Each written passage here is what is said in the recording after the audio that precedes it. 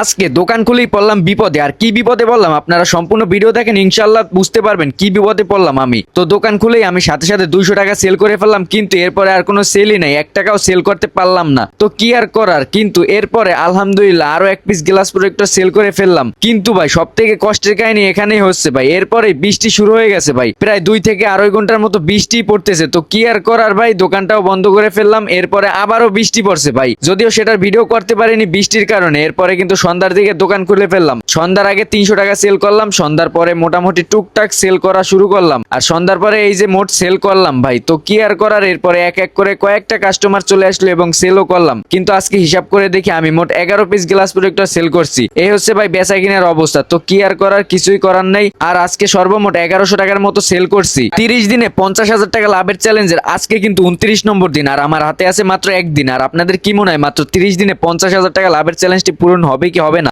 অবশ্যই কমেন্টে জানাতে ভুলবেন না।